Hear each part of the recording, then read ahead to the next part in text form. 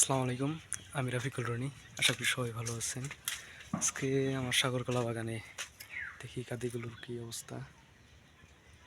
আলহামদুলিল্লাহ, এই কাদিটা ভালো হয়েছে।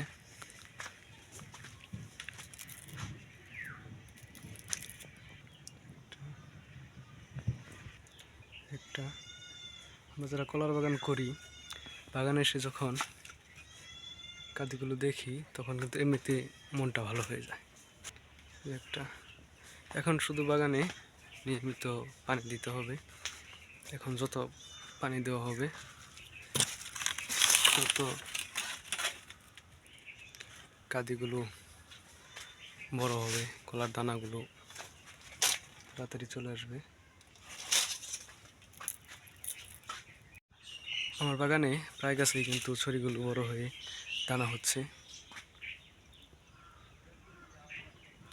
তারপরও অনেক গাছ আছে যেগুলোতে থুর কেবল বের হচ্ছে বা কাদিটা একটু দেরিতে বের হয়েছে।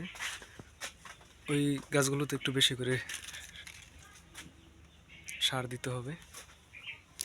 একটু বেশি করে সার দিলে দেখা যাচ্ছে যে তাড়াতাড়ি কাদিটা চলে আসবে। এরকম একটা কাদি একটু দেরিতে বের হয়েছে। দেখা যাচ্ছে যে 20%-এর মতো এরকম গাছ যেগুলোতে একটু দেরিতে বের হয়েছে।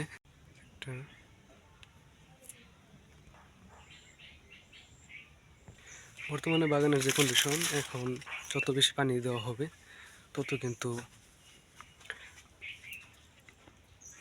দানাগুলো তাড়াতাড়ি চলে আসবে। তো বন্ধুরা, এই ছিল আজকে আমার সাগরকলা বাগানের আপডেট। সবাই ভালো থাকবেন। আসসালামু আলাইকুম।